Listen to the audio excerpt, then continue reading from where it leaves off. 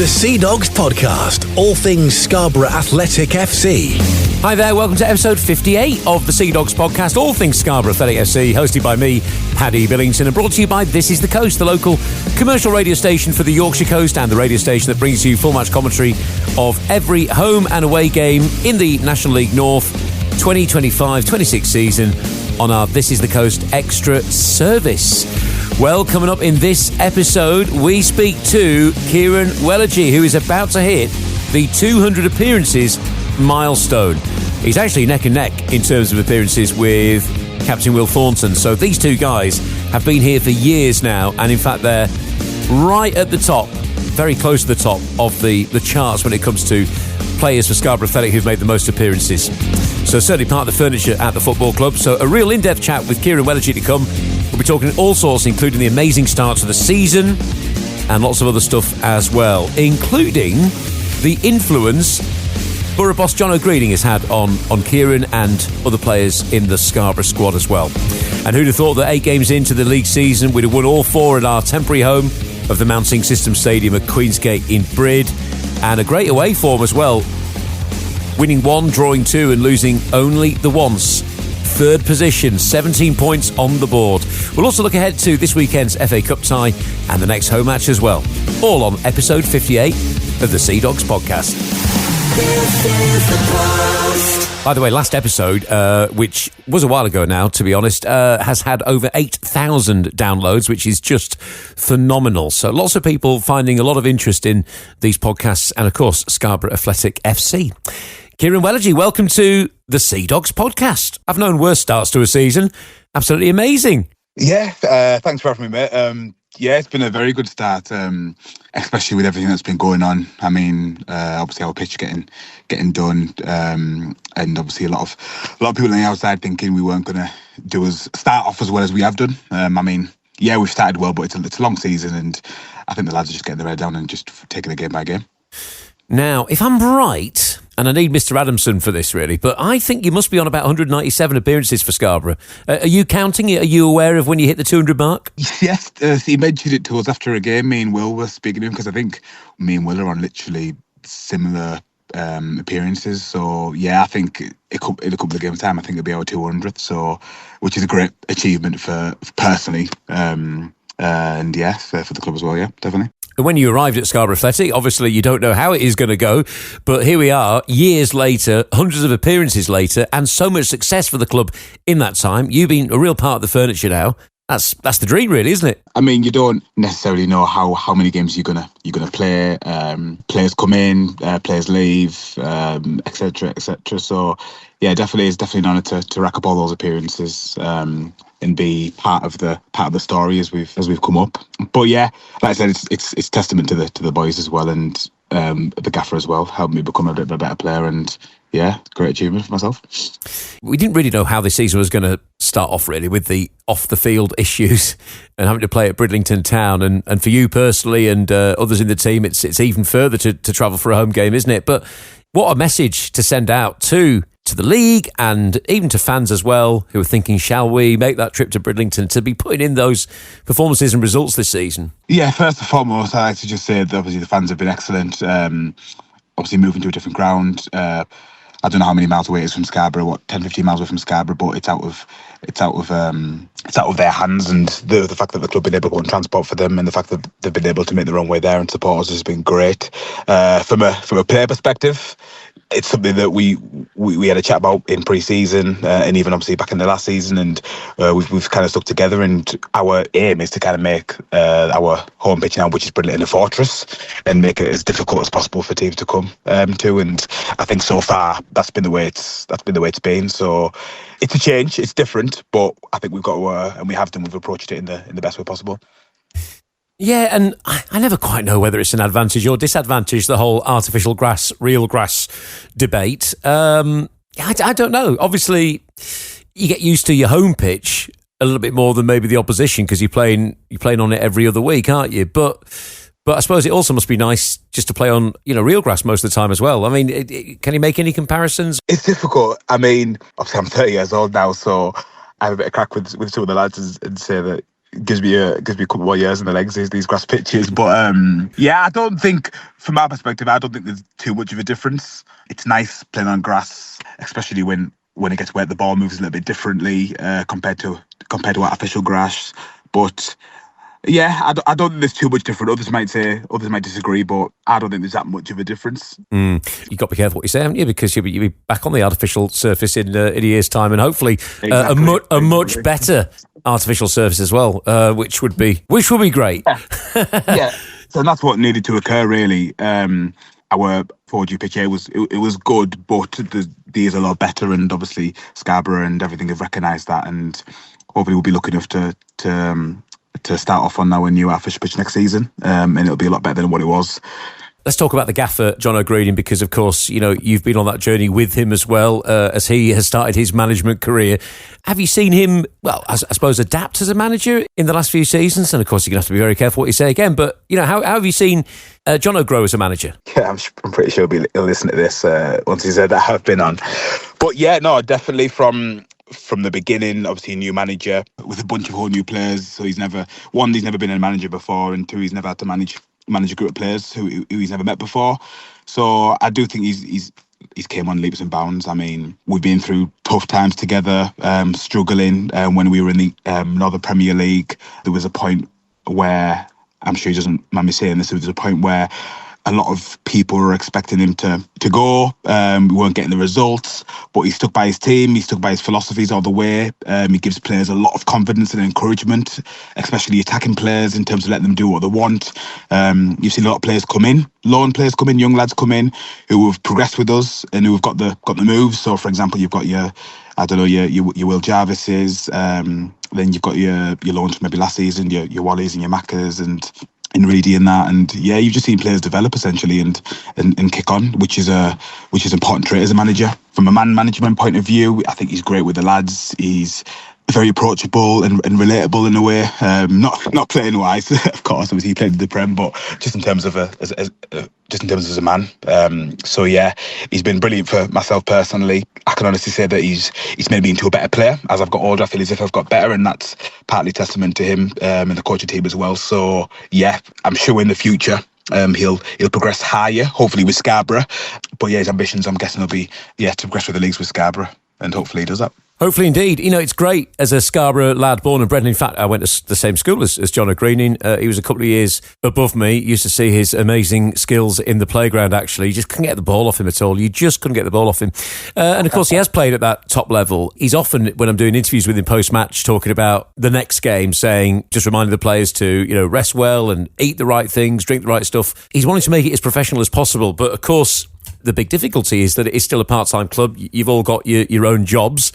That's the difference, isn't it, between his career as a footballer and the Scarborough Athletic players as well. And he's always got to bear in mind those limitations, and the fact that that the team is punching above its weight when it's competing with and beating full-time teams. There's no question about it. Yeah.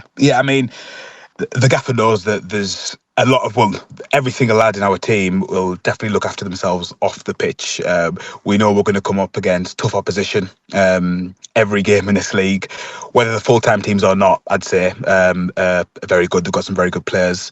So we've got to make sure that outside of football, we're keeping ourselves right, whether that's going to the gym, whether that's going to yoga classes, just essentially whether that's eating well and just doing the right things, really, just to make sure we can compete. Yeah, I think the gaffer's got himself a good bunch of lads to cope with the loads and of this league. Because whenever there's a non-league team in a big FA Cup tie, they always like to focus on the players and their jobs and what they're doing on a typical day. But say on a typical midweek night match, just talk us through what you are likely to be doing on that particular day before you running out for Scarborough. Yeah, I mean, don't get me wrong, I think a lot of lads have more interesting jobs than me in terms of what the non-league would want to report on. But I'm a physiotherapist during the week, and my boss at work likes football and things. So as long as I give them a bit of notice in advance, on typical Tuesday match days, I tend to go to work on the morning and then finish work early and then get off essentially, just to do my prehabilitation and get ready for the game. But yeah, so that's what I do, treating other people. But on the football, I keep football and physio very separate. When I'm on the pitch, I just cast myself as a player rather than trying to think about doing both. But yeah, that's what I do on a day-to-day basis. When someone goes down injured with a teammate, I'm surprised you're not first over there diagnosing them. I could do with the help. Actually, my back's been awful all year. It's been getting worse and worse. I am actually getting some physio from the GP soon. But anyway, I won't bore you with all of that. But here's something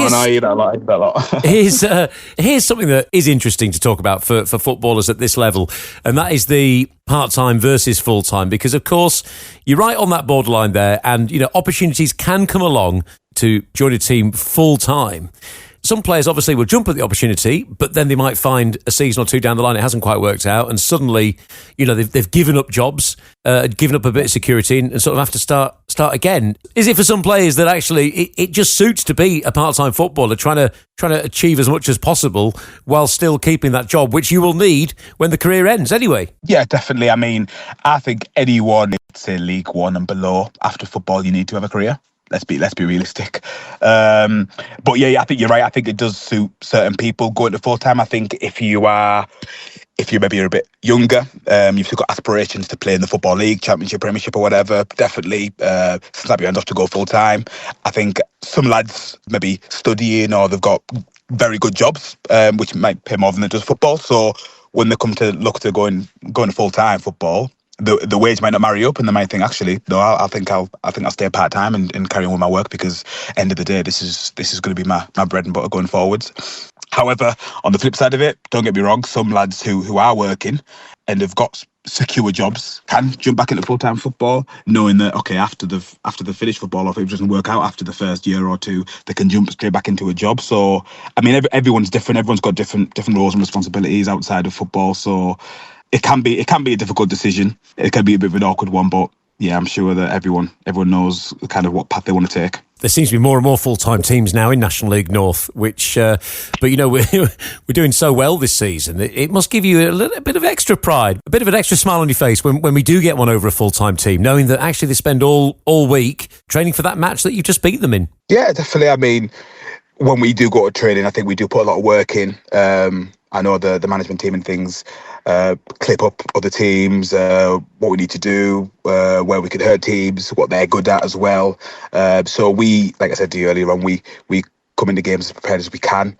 But you're right, they'll be working on things every day, phases of play, fitness potentially. You could say it could be better. However, I would say our squad, we've got a very, very fit team. Regardless of being full-time or part-time, so that's on the plus side for us. So yeah, I mean, when you talk full-time, they've got the advantages of when there's like overnight stays or long travels, that's their primary job, so they don't necessarily have to travel, they won't have to go to work the next day, they can recover properly, but that's just part and parcel of the game in the National League North, isn't it, I suppose? Yeah. Are you telling me you don't have an ice chamber at home then? No, not at home. I got the one in the gym, but not at home. I wish. I don't think there's space for it with 3 kids at home. Yeah, of course. And we see them, don't we, at the matches from time to time, which is great. Yeah. I mean, I like to walk out with Laura, my oldest, once or twice a season, and I'm sure I'll do it again very soon, and maybe towards the end of the season I'll be able to walk out with the twins, which would be nice. And that's one thing I'm probably proud of as well, to be able to play, having young children, and hopefully they can see me play for Scarborough and remember that going forward, because when I retire, like I said, yeah, they're the memories that stick with you the longest, aren't they? Playing in front of your family and of course the fans. Yeah, indeed. FA Cup action next, so a break from the league, and it'd be great to get an FA Cup run in, especially with the financial situation, although you don't want it to be a distraction from the amazing league campaign, and sometimes, it can interfere with fixtures and suddenly end up 2 or 3 behind, but we all love a cup run, and I think this season more than any, if we could get a cup run, that would be great for the finances for the club. Yeah, definitely. I mean, don't get me wrong, you approach every FA Cup game very seriously, because every team you play the FA Cup, obviously in these early stages, you tend to play teams in a lower division yourselves, and for them it's potentially their cup final, so they're always raring to go. And we've had it last season with Dunstan, wasn't it, away, which was a very difficult game where we had a replay, and we've had it in previous years as well. So you got to take it game by game, but of course the ultimate the ultimate goal is, for me personally, is trying to get to like the second, the third round. As a club, getting to the first round's very good. We've done that twice in a row. Fell a little bit short against very good opposition. But yeah, definitely for the club in terms of from a financial point of view, it would be great to get a bit of a run going, but not lose focus in the league. Finally, and thank you for all your time that you give me, I appreciate it. It feels like we just have no fear this season against opposition that maybe sometimes we maybe have given a bit too much respect to in previous seasons. Kidderminster away, putting in such a great shift there. Obviously, we conceded a late goal against Chester, but do you feel that there is certainly more confidence now, more belief for the team going to some of these big teams away, which of course could help when it comes to a potential FA Cup game against higher opposition? I mean, I think it's one thing. I think it's experience. I think we've got a lot of experienced lads now, and that's the whole squad. I also think that we've been playing together for quite a while, so we're bringing out the best in each other. So going into these big games, as you say, we're just kind of doing what we do in training in terms of working hard. Maybe we've improved our game savviness and making sure that we're on it and we're not getting fazed by the opposition or the fans. So as a team collective, I think we've definitely improved in that department. I think defensively, obviously recruitment wise, we're a lot stronger, and even offensively, like obviously goals, you've got Steen, you've got Rio come in and back in goals. Obviously you've got Greedy there and you've got Benno there as well. So I think from on all aspects of our game, I think we've kind of improved as a team. We're taking it into games and we're showing that. It's a great defensive line, isn't it? Whoever's starting at the back or whoever's coming on at the back, which is great. But, you know, as we've seen with a couple of knocks in the Chester game, whether you started on the subs bench or not, I mean, the chances are you're going to be called into action before long. Yeah. Well, we all know that when things are going well, that's all well and good. But there are times in seasons where you can go through. People can have injuries, people can have suspensions. The team changes. You might hit a bit of bad form, so everyone's just got to be ready, and it's a squad game, as you know. So yeah, hopefully the lads who picked up knocks against Chester are back fit for us as soon as possible. But like I said to you, we've got enough in the squad to fill the gaps, and yeah. Well, I think you've been absolutely tremendous this season. So, you know, well done. Long may that great form continue. And thank you, mate. Let's hope the results keep on coming as well. Looking forward to following progress on Saturday. I can't be there, but I'll be listening in from wherever it is I am. But all the best. Thanks so much. Lovely stuff. Thank you, mate. Thanks for your time. All right. And a big thanks to Kieran Weledji for joining me on episode 58 of the Seadogs podcast. The Seadogs podcast, all things Scarborough Athletic FC. And congratulations to both him and Will Thornton when they do hit that 200 appearances milestone imminently. Bit of information about Scarborough Athletics' trip to face Ashton United in the second round qualifying of the Emirates FA Cup this coming Saturday, the 13th of September. It's a 3 o'clock kickoff. So the Seadogs beginning their FA Cup journey away to Northern Premier League Premier Division side Ashton United. The Robins have had a decent start to the season. They faced Hallam in the first qualifying round. A 2-2 draw earned them a replay at home, and they progressed to this stage following a 2-0 victory. We have, of course, played Ashton United a number of times previously. The last time we faced them was in the league in 2022. It was the season that we got promoted into National League North. A 0-0 draw away at Hurst Park was the outcome. And if you remember, we had a player sent off before half-time. So you can get tickets available online for this match, as well as on the gate using cash or card. £14 for adults, over 65s £10, students 16 to 21 plus £10, concessions 12 to 15 years £8, and children under 12 just £1. The ground is open from midday via turnstile 3 and 2 o'clock via turnstiles 5 and 6. And of course the Valley Bar Seadogs are running transport to the game. You can contact them direct on their booking hotline, which is 07598 931 572. That is 07598 931 572. Or email valleybarseadogs@mail.com. That is valleybarseadogs@mail.com. And if as many fans can make it as possible, that'd be great to cheer on the boys to hopefully a decent FA Cup run, which I know the board would absolutely love to help ease the finances this season. The club has announced the sad news that long-term supporter Eddie Pickering has passed away, aged 95, a supporter of the club since 1947. Eddie had fond memories of taking his children to Wembley in the 1970s and continued to follow Boro at home in Scarborough and also in exile until recently. There's going to be a celebration of Eddie's life on Thursday, the 25th of September at 1 o'clock at Woodlands Crematorium. Scarborough scarves are most welcome and the dress code is strictly not black as the family celebrate Eddie's life. Youngsters from Barrowcliff benefited from Borough's Community Foundation's partnership with Scarborough Cricket Club when they attended a multi-sport activity camp at North Marine Road Cricket Ground during the summer. The activity camp was part of the Gallows Close Centre's calendar of activities that ran throughout the summer. And you can own official Scarborough Athletic home and away squad prints and help your club at the same time.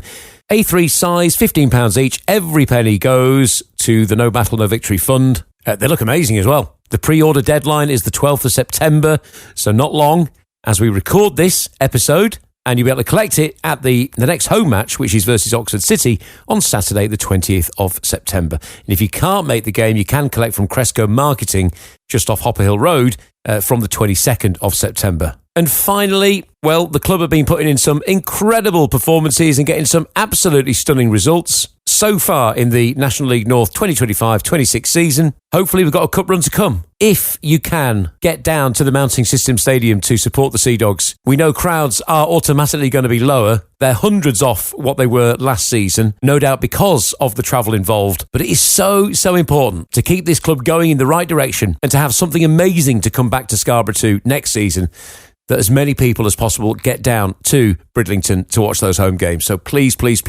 if you can. Thanks for listening to episode 58. We'll be back hopefully sooner for the next one, and up the Borough this Saturday at Ashton United. Hopefully you can be there. If not, you can listen to full match commentary on This Is The Coast Extra, Scarborough feed at thisisthecoast.co.uk/extra. Also get your Alexa to launch This Is The Coast Extra, or get the This Is The Coast app on your mobile phone and switch station to Extra Scarborough. The Seadogs Podcast. He's going to have a strike from distance. All things Scarborough Athletic FC. What a strike! 25